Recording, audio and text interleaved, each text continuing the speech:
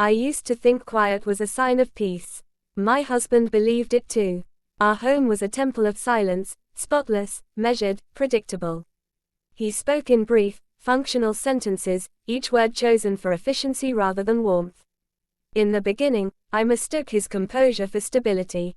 Only later did I learn that calm and cold can look the same when you're desperate to be loved. Every morning unfolded like the one before, the hum of the coffee machine, the rustle of his newspaper, the soft click of the door as he left for work. He always kissed my forehead before leaving, gentle, mechanical, the same gesture repeated thousands of times until it lost all meaning. I used to wait for something different, a pause, a longer touch, a question like, "Are you happy?" But he never asked, and I stopped expecting. We were partners in a well-rehearsed routine, performing the life we once dreamed of. The apartment was tidy, our bills paid, our conversations courteous. To anyone watching from the outside, we were the definition of harmony. But harmony without melody is just silence, and ours had begun to hum with loneliness.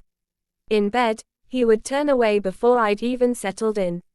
I told myself he was tired, that marriage was not supposed to burn forever. Still, some nights, I'd lie awake, staring at the ceiling, feeling like a ghost in my own life. My body didn't ache for him, not with resentment, but with absence. He made love as though it were another task to complete, efficient and quiet. I never moaned, not once in all those years. It wasn't a conscious choice, the sound simply didn't come. I remember wondering if something inside me had gone still. Maybe love, when starved long enough, becomes discipline. Maybe that's what I had turned into, a disciplined woman, faithful not out of passion, but habit.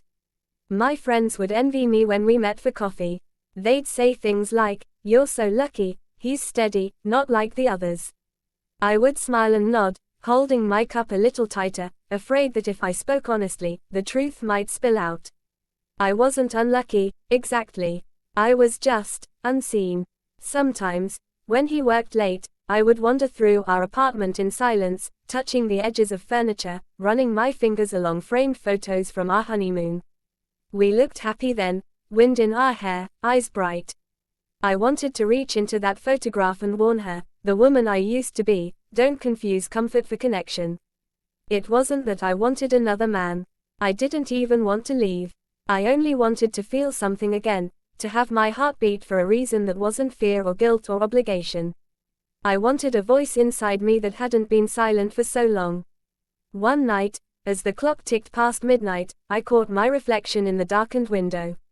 For a second, I didn't recognize her, the woman staring back with eyes too tired to dream. My husband was asleep in the next room, his breathing steady, his world undisturbed. I watched the city lights flicker against the glass and whispered to my reflection, "Is this it?" No answer came, just the faint hum of the refrigerator, the echo of my own pulse, the reminder that silence can be deafening when it's shared by two people who stopped hearing each other. That night, I went to bed beside him as always, careful not to wake him. His warmth was there, but it no longer reached me. And as I lay in the dark, a quiet truth settled into my chest. Something was ending, though neither of us had the courage to name it. It began with something small, an email about a missed deadline. His name was Daniel, someone from another department I'd barely noticed before. His tone was kind, unhurried, the sort of message that felt written by a person who actually read your words before replying. I thanked him, expecting the exchange to end there. But it didn't. The next day, he stopped by my desk to ask how my project was going. There was nothing remarkable about his face, nothing particularly magnetic. What struck me was how he looked at me, directly, attentively, as though I were not part of the background noise of his day. It was a look I hadn't seen in years. Our conversations grew like vines, creeping quietly into spaces I hadn't guarded. At first, it was harmless, work updates, jokes about office politics, the shared fatigue of long hours. Then came the small confessions, how he hated the rain, how I hated Sundays.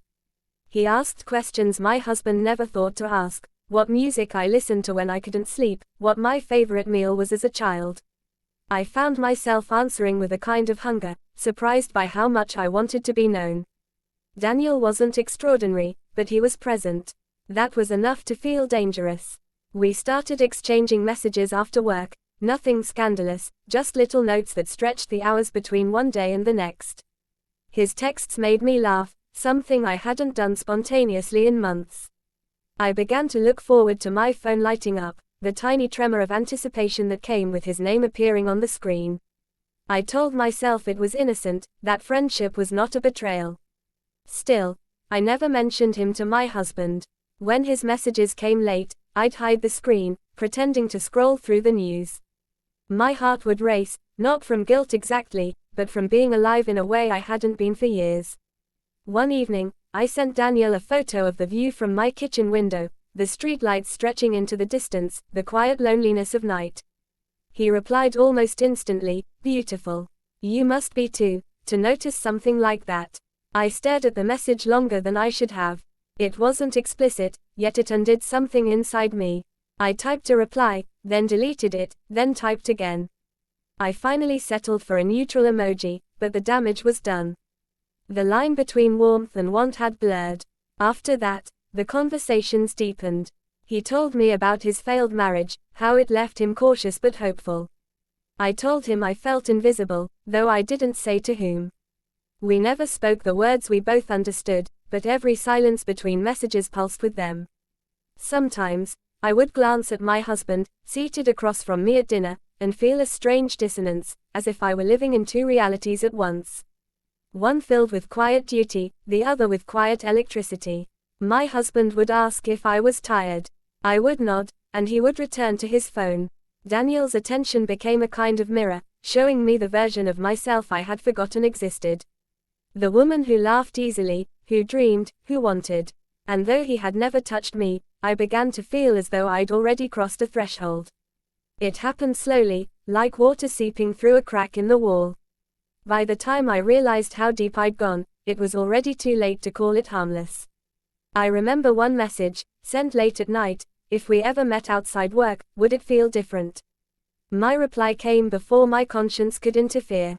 It already does. And as I hit send, I knew something irreversible had begun. It was supposed to be just coffee. That's what I told myself when I agreed to meet Daniel after work on a Friday evening. The sky was pale and heavy with rain, the kind that blurs edges and softens everything it touches. I remember thinking that if the weather was bad enough, maybe he'd cancel. But he didn't, and neither did I. I arrived early, heart pounding, my hands trembling around a cup I barely touched. When he walked in, he smiled, not a bold, possessive smile, but something quiet, understanding, like he knew the battle I'd been fighting inside myself. We talked about safe things at first: the office, the city, the storm pressing against the windows.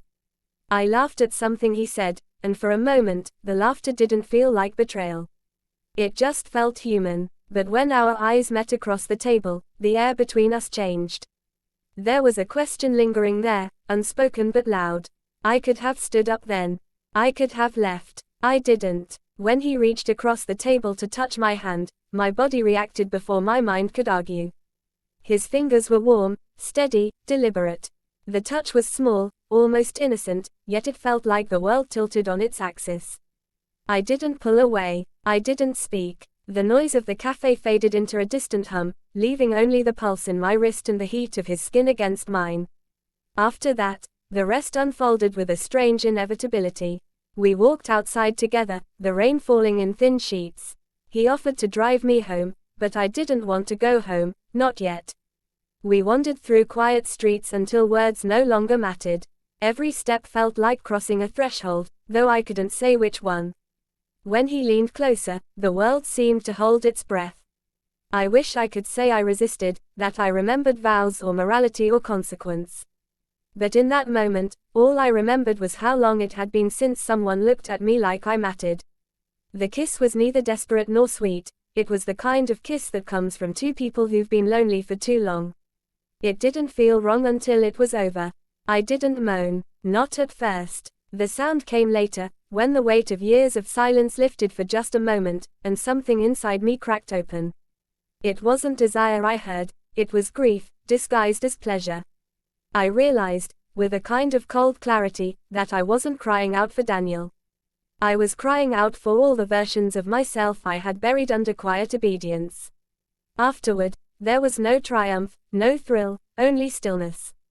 Daniel reached for my hand again, but the warmth that once comforted me now felt heavy, foreign. He whispered something, I don't remember what. Maybe he said my name. Maybe he said nothing at all. We sat in silence, the same kind of silence I'd been running from, but now it felt sharper, almost accusing.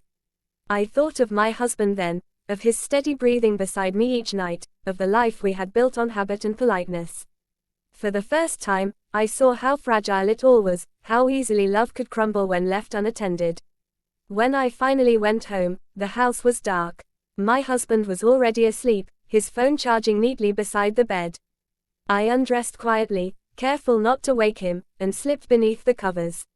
He shifted slightly, murmuring something in his sleep, and I froze, half expecting him to open his eyes and see everything written across my face. But he didn't. He never did. As I lay there in the dark, Daniel's scent still faint on my skin, a truth settled over me like a shroud. I had crossed the line, not out of lust, but out of longing. And though I had finally moaned, it wasn't for the man who held me. It was for the years of silence I had mistaken for love. Morning came like an accusation. The light through the curtains was too bright, too honest. My husband was still asleep beside me, one arm resting across his chest in that familiar, motionless way. For a long time, I just stared at him, trying to recognize the man I had promised to love. He looked peaceful, maybe even content. I wondered if peace could exist beside ignorance, if the absence of truth could still be mistaken for happiness. The smell of Daniel's cologne had faded, but its memory clung to me like guilt. Every sound in the apartment felt amplified, the drip of the faucet, the creak of the floorboards, my own heartbeat thudding like a confession. I made coffee, pretending my hands weren't shaking. When my husband joined me at the table, he smiled faintly and asked if I'd slept well. The question was small, but it broke me. I nodded, unable to meet his eyes, afraid that if I did, he would see the ghost of someone else reflected there. For the next few days, I lived in a strange half-light, neither fully guilty nor absolved. Daniel texted once, "Are you okay?" I stared at the message, fingers hovering over the keyboard, then locked my phone and slipped it into a drawer. I didn't reply. There was nothing left to say that wouldn't make the silence louder. At work, we avoided each other. Our brief glances were polite, distant, two people bound by a secret neither wanted to name. The connection that once felt electric now felt heavy, like something dragging me under. I realized that whatever I'd been searching for in him wasn't love. It was recognition, and once I'd seen myself through his eyes, I could never unsee the emptiness behind that reflection. At home, my husband began to notice small things. That I was quieter, that I flinched when he reached for me. One evening, he asked, almost gently, if something was wrong. The question lingered in the air between us, fragile as glass. I wanted to tell him everything, not to seek forgiveness, but to be seen, finally, as I truly was. But the words caught in my throat. How do you confess to someone you've betrayed that you only sinned because you were invisible? Instead, I said, I'm just tired. He nodded, accepting it the way he accepted everything. He reached across the table and covered my hand with his. It wasn't passion, but it was touch. A quiet, human attempt to bridge the distance neither of us had dared to name. And for the first time in a long time, I didn't pull away. In the weeks that followed, I began to rebuild small parts of myself, not for him, not for Daniel, but for the woman who had vanished somewhere between routine and resentment. I started journaling again, cooking meals I actually wanted to eat, walking in the evenings without needing a destination. The silence in our home remained, but it felt different now, less like an enemy, more like a space where something new might one day grow. Daniel's messages stopped coming. The ache of his absence dulled into memory. My husband and I never spoke of what had been missing, but sometimes, when he looked at me across the dinner table, there was a flicker in his eyes, a question, a reaching. Maybe he sensed the fracture even if he didn't know its cause. Maybe he felt it too, the faint stirring of something that might one day resemble tenderness. I never told him about that night. Not out of cowardice, but because I finally understood that confession is not the same as healing. Some truths are meant to be carried quietly, not to erase what we've done, but to remind us who we became because of it. Now, When he sleeps beside me, I sometimes find myself awake, listening to his breathing in the dark. The sound is steady, familiar, human. And though I have never moaned for my husband, sometimes, I cry softly into the pillow, not for him, not for Daniel, but for the woman I used to be before silence became my only language. And somewhere in that quiet, I begin to forgive her.